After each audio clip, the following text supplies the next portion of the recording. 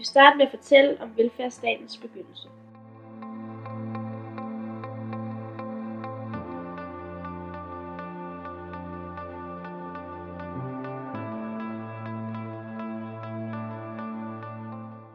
Den velfærdsstat, vi kender i dag, blev for alvor udviklet i 1960'erne.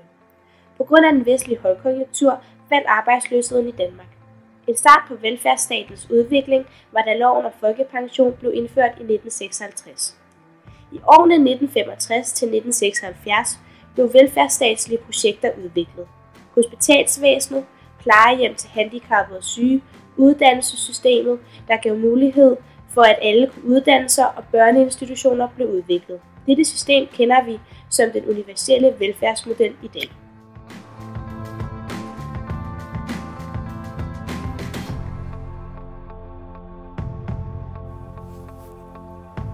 Den danske velfærdsmodel er kendetegnet ved, at der i stor udstrækning stilles offentlige og ofte gratis serviceydelser til borgernes rådighed. Både sundhedsvæsenet og uddannelsessystemet i Danmark er gratis. Det betyder i øvrigt, at en relativt stor del af arbejdsstyrken her i landet er beskæftiget i den offentlige velfærdssektor, på sygehuse, på plejehjem, i børnehaver, i skoler og på universiteter. I Danmark har vi som før nævnt en universelle velfærdsmodel. Denne velfærdsmodel er kendetegnet ved, at staten spiller en stor rolle.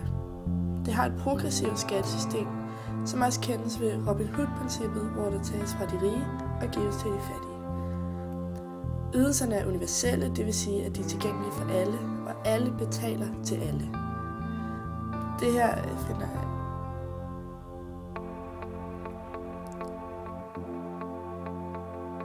Og der er lighed i høj grad. Den universelle velfærdsmodel kodes ofte sammen med socialdemokratisme.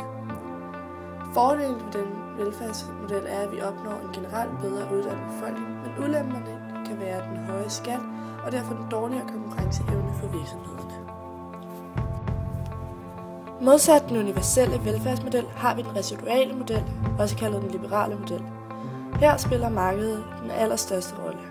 Vi ser den model i USA, hvor staten ikke hjælper alle, men kun den rest, der ikke kan klare sig selv. Velfærd er derfor sikret igennem private forsikringer. Staten er langt mere passiv end den universelle model. Der er lav skat, altså en markedsøkonomi, og den model er også langt mere individorienteret. Men det, at den er individorienteret, gør også, at der vil være en høj grad af ulighed.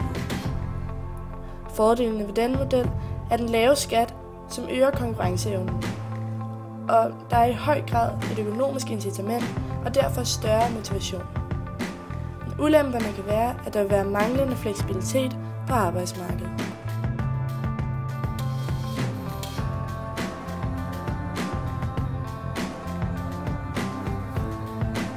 Den danske velfærdsmodel er kendetegnet ved, at der i stor udstrækning stilles offentlige og ofte gratis serviceydelser til borgernes rådighed. Både sundhedsvæsenet og uddannelsessystemet i Danmark er gratis. Det betyder i øvrigt, at en relativt stor del af arbejdsstyrken her i landet er beskæftiget i den offentlige velfærdssektor, på sygehuse, på plejehjem, i børnehaver, i skoler og på universiteter. Men for at tale lidt om den universelle velfærdsmodel, som er den, vi i 2013 har i Danmark. Denne velfærdsstat står over for nogle udfordringer, da vi befinder os i den økonomiske krise, som vi gør. Vi ser 4 tydelige udfordringer. Den demografiske, individualiseringen, globaliseringen og forventningspresset. Den demografiske udfordring går på, at der vil være for mange ældre i forhold til folk på arbejdsmarkedet. Derfor kommer det, vi kalder forsørgerbyrden, og der er for få, der skal forsørge for mange. Og derfor bliver vi nødt til at udvide arbejdsstyrken. Danskerne skal hurtigere ud på arbejdsmarkedet, vi bliver nødt til at afskaffe efterløn for korte kontanthjælpsperioder, og borgerne skal arbejde længere. Individualiseringsproblemet går på, at danskerne fokuserer i højere grad på opfyldelse frem for behov. Den svækker solidariteten og sammenhængskraften. Et eksempel på det er sort arbejde. Løsningerne kunne være fradragsordninger, kampagner og inspicering af arbejdspladserne. Globalisering er også et problem.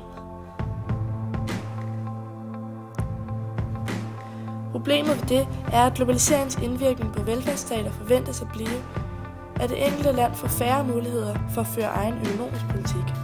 Det kan blive vanskeligere at finansiere en velfærdsstat gennem skatter og afgifter, når virksomheder og arbejdsopgaver lettere kan flyttes fra Danmark til andre lande. Løsningerne på det problem kunne være, at selskabsskatterne sænkes og de grønne afgifter ligeledes sænkes. Den sidste udfordring, vi ser, er forventningspresset. Borgerne kræver mere af staten i takt med, at mulighederne bliver flere og flere, og man som borger har lettere ved at blive klog på disse muligheder.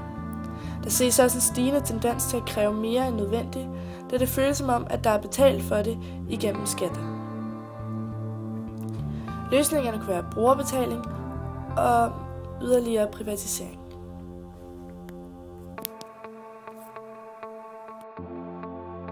Det er så ikke på mit bord, det er hos min kollega Mette Frederiksen. Og sagt til mig, at selv hvis ikke der... Det er fordi, vi har en regering, hvor vi på trods af, at der er en ret hård økonomisk krise, er i gang med stille og roligt at forandre og forbedre velfærdssamfundet. Men vi er nødt til at gøre det på nye måder. Og det er svært, når der ikke er så mange penge til det. Men jeg synes, at vi har nogle gode veje til det, fordi vi prøver at tænke job og uddannelse, ret og pligt på nye måder. Men fremtidens velfærdssamfund vil bevæge sig længere ind i krydsfeltet mellem det offentlige og det private. Privatiseringstankegangen blev båret videre ind i 1990'erne med privatiseringen af statens lufthavne, Girobanken, Datacentralen og Tele Danmark. Og i modsætning til den almindelige opfattelse var det således under Nyrup-regeringen, at den hidtil mest omfattende privatisering af offentlige selskaber i Danmark fandt sted. Med regeringen blev fritvalgstankegangen yderligere udvidet, så der i dag er frit valg på en lang række velfærdsområder, såsom ældrepleje, skoler, dagsinstitutioner og børnetandpleje. I de senere år er offentlige-private partnerskaber, altså OPP, blevet introduceret som det seneste skud på stammen. OPP indebærer typisk, at en offentlig myndighed indgår i en aftale om design, finansiering, anlæg, drift og vedligeholdelse af f.eks. et skolebyggeri eller en ny vej over en 25-30-årig periode. Men hvilke udfordringer stiller samarbejdet med den private sektor, fremtidens offentlige sektor? Vores bud er, at den offentlige sektor i fremtiden må opruste på styringsmodeller og ledelseskompetencer, som er målrettet OPP-samarbejde. Det stiller nye krav til de offentlige ansatte og lederne i kommuner, regioner og stat, men vil også grundlæggende udfordre måden, hvorpå vi kommer til at opfatte den offentlige sektors rolle i fremtiden.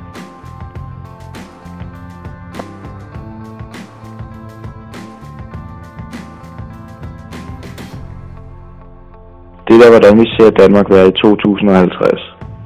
Vi tror, at Danmark i 2050 vil bevæge sig væk fra den universelle velfærdsmodel og nærme sig den selektive, altså den form, de praktiserer i store dele af kontinentaleuropa. I den selektive model er det karakteristiske, at opgaverne som udgangspunkt løses i familien. Altså opgaver som betaling af plejehjem finansieres af familien. Så opnår vi lignende tilstand som Tyskland, altså gensidig forsørgerpligt. Gensidig forsørgerpligt er, at forældre skal tage sig af børn i deres barndom og ungdom, men også at børnene bliver voksne, skal de tage sig af deres gamle forældre, så de ældre er det civile samfundsansvar. Dette mener vi vil være med til at udligne den demografiske udfordring, da det ikke længere vil være staten, der skal finansiere den store ældresektor, også kaldet forsørgerbyrden. I takt med, at staten bliver mindre, vokser markedet også, som allerede nu i 2013 kan se på henholdsvis SU-reformen, vækstplanen og kontanthjælpsreformen. Der bliver altså fokuseret på at skabe et langt mere konkurrencedygtigt Danmark. Vores viden bliver en vare, der kvalitetsmæssigt skal kunne konkurrere med udlandet. Det, at markedet bliver mere dominerende, skal også gøre Danmark til et mere attraktivt sted at have sin virksomhed. Så selskabsskatterne og de grønne afgifter skal sænkes, hvilket er med til at løse den globaliserende udfordring. Med disse tre udviklinger, krydsfeltet mellem det offentlige og private, demografi og globalisering, ser vi den danske stat i 2050 udvikle sig til en konkurrencestat. Konkurrencestaten bygger på ideen om borgeren som forbruger af den offentlige sektor. Statens opgave er at regulere borgernes adfærd på markedet, især arbejdsmarkedet.